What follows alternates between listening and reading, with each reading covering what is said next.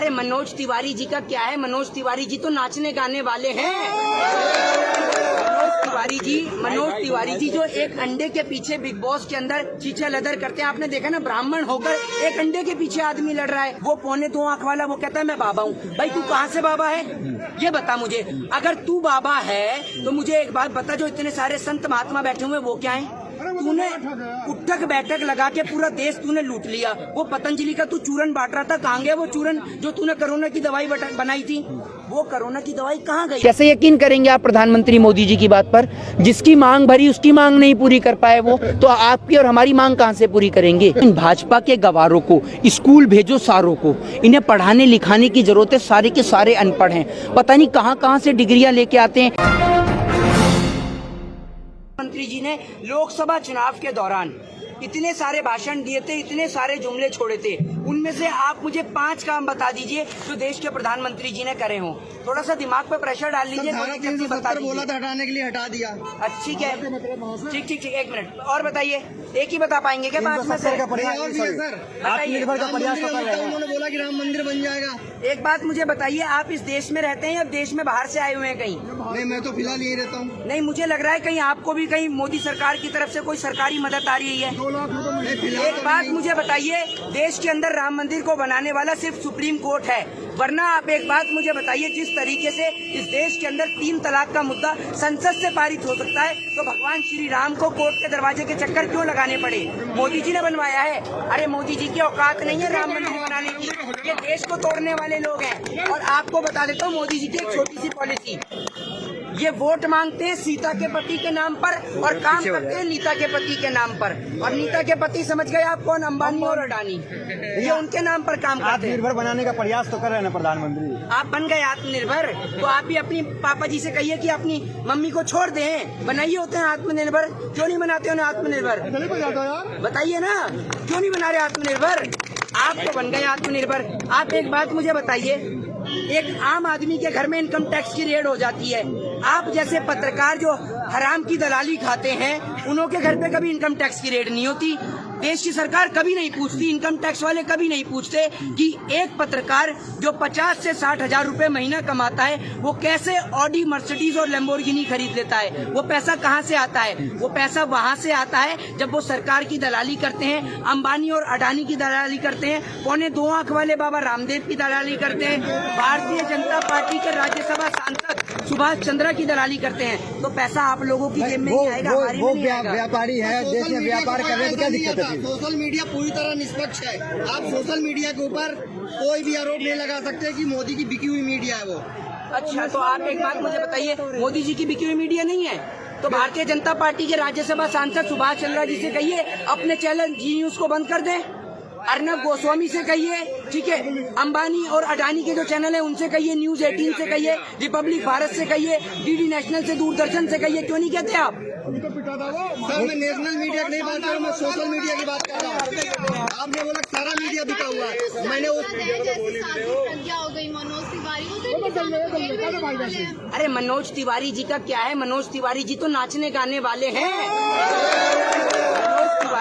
मनोज तिवारी जी जो एक अंडे के पीछे बिग बॉस के अंदर चीचा लदर करते हैं, आपने देखा ना, ब्राह्मण होकर एक अंडे के पीछे आदमी लड़ रहा है। और वो गाने कैसे एक सांसद को ऐसे गाने बनाना शोभा देता है। वो कहते हैं बेबी दारू पी के नाचे लू। अरे बताओ, बेबी दारू पी के नाच रही है। ऐसे गाने अगर देश के सांसद गाएंगे तो एक बात मुझे बताइए, किसानों का भला करेंगे या दारू वालों का भला करेंगे? लेकिन मनोज तिवारी बिहार के एक चेहरा है, आप कहीं न कहीं लोग उन्हें आइडियल मानते हैं बिहार में। अगर बिहार के वो चेहरा हैं तो बिहार में मुख्यमंत्री के लिए क्यों खड़े नहीं होते, ये बताइए ना। दिल्ली में आप आए हैं कभी? दिल्ली में जब सिग्नेचर ब्रिज का उद्घाटन हुआ था तो मनोज तिवारी जी के साथ कैसे धक्का मुक्की हुई थी, बताइए आप मुझे। मनोज तिवारी जी से कोई कह दे, अभी हमारे क्षेत्र में जब दिल्ली दंगे हुए थे उस टाइम पे मनोज तिवारी जी आए तो कुछ क्षेत्र की महिलाएं बात कर रही थी, वो देख रिंकिया के पापा आ गए, वो देख रिंकिया के पापा आ गए।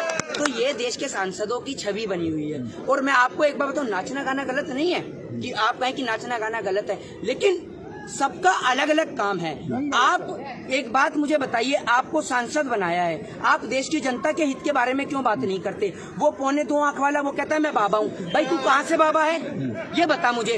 अगर तू बाबा है तो मुझे एक बात बता, जो इतने सारे संत महात्मा बैठे हुए वो क्या है? तूने उठक बैठक लगा के पूरा देश तूने लूट लिया। वो पतंजलि का तू चूरन बांट रहा था, कहाँ गया वो चूरन जो तूने कोरोना की दवाई बनाई थी? वो कोरोना की दवाई कहाँ गई आखिर? और वो कोरोना की दवाई तू अपने वो भारतीय जनता पार्टी के हराम खाऊ प्रवक्ता जो ONGC में पैसा खाता है संबित पात्रा, उसे क्यों नहीं चटाता जाकर?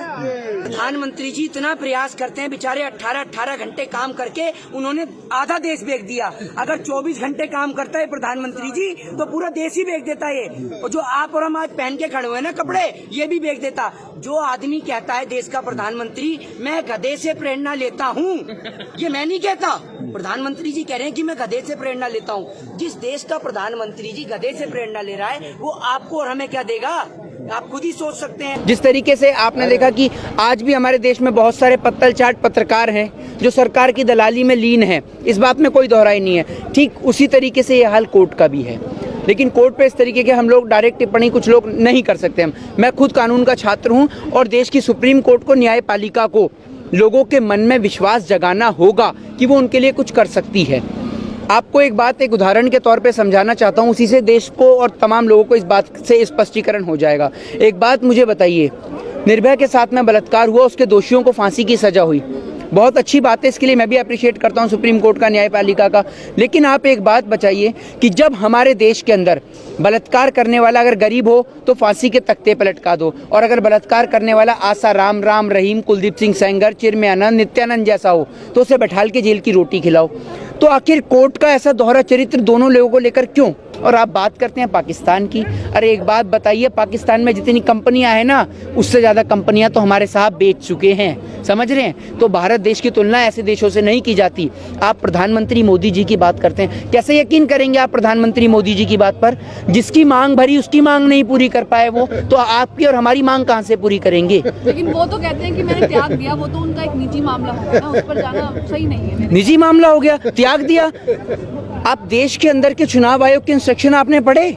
चुनाव आयोग ने जब प्रधानमंत्री मोदी जी चुनाव लड़े थे तो वो चुनाव आयोग के द्वारा आज भी वो कॉलम खाली है, और अगर प्रधानमंत्री जी की जगह पे कोई और होता है तो उसका नामांकन रद्द कर दिया जाता है। तो प्रधानमंत्री जी ने का नामांकन क्यों रद्द नहीं किया गया? आप कह रहे हैं जब एक व्यक्ति प्रधानमंत्री बन जाता है तो उसका वो कोई पर्सनल मैटर नहीं रहता। प्रधानमंत्री जी ये तक बता देते हैं, भाइयों बहनों मैं गरीब हूँ, मेरी जान को खतरा है, मुझे मार रहे हैं। प्रधानमंत्री जी ये नहीं बताते कि उन्होंने शादी भी कर रखी है। ये बताने में क्यों घबराते हैं?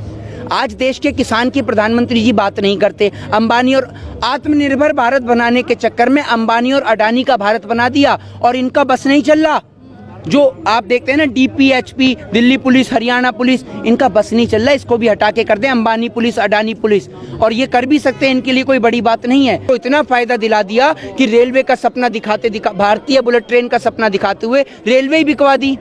तो क्या पता चला? आप लीजिए फायदा, हमें फायदा नहीं चाहिए आपसे किसी भी तरीके का फायदा नहीं चाहिए। एक बात मुझे बताइए, ये प्रधानमंत्री जी ऐसे हैं कि अगर आप शताब्दी में चढ़ेंगे, राजधानी में चढ़ेंगे तो कोरोना नहीं होगा, लेकिन जहां आप लोकल ट्रेन में चढ़ गए वहां आपको कोरोना हो जाएगा। वह प्रधानमंत्री जी इतना दिमाग कहां से लाते हैं? करती है तो उसके भी पक्ष में दिखाइए, लेकिन जो सही है उसको सही बताइए, जो गलत है उसे गलत दिखाइए। हमने 7 साल बहुत विकास कराया, उठा के देखिए हमने शौचालय, किसान सम्मान निधि दी है, हम लोगों ने स्कूलों में आप एक भी गिना दीजिए क्या कराया? बनवाया, 370 हटवाई है। जो आप एक बात मुझे बताइए, आपने भारत देश में रहती हैं या आज ही बाहर से आई हैं इंटरव्यू के लिए? मैं भारत में ही रहती है ना, तो आप एक बात मुझे बताइए, सारे पत्रकार यूं क्यों कहते हैं कि राम मंदिर बीजेपी ने बनवाया? भाई कैसे बनवाया? सुनिए, मैं बताता हूँ, मैं कानून का छात्र हूँ। ये राम मंदिर सुप्रीम कोर्ट ने बनवाया है। अगर राम मंदिर प्रधानमंत्री जी बनाते तो 300 से ज्यादा इनके पास सांसद हैं। जिस तरीके से 3 तलाक का मुद्दा पार्लियामेंट से क्लियर कराया ना, तो भगवान श्री राम को कोर्ट का दरवाजा क्यों खटखटाना पड़ा?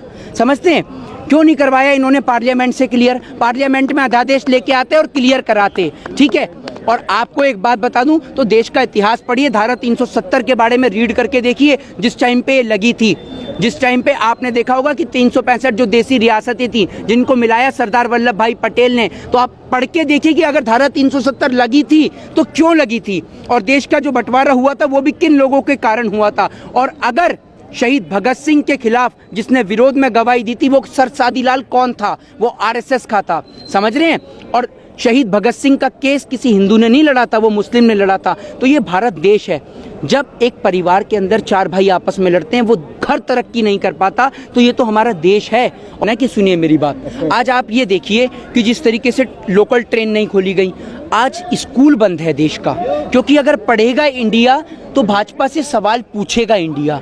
मैं तो सबसे पहले यूं कहना चाहता हूं, इन भाजपा के गवारों को स्कूल भेजो सारों को, इन्हें पढ़ाने लिखाने की जरूरत है। सारे के सारे अनपढ़ हैं, पता नहीं कहां कहां से डिग्रियां लेके आते हैं। एक वित्त मंत्री है, वो ऐसी वित्त मंत्री तराशी है, वो कहती है मैं लहसुन प्याज नहीं खाती।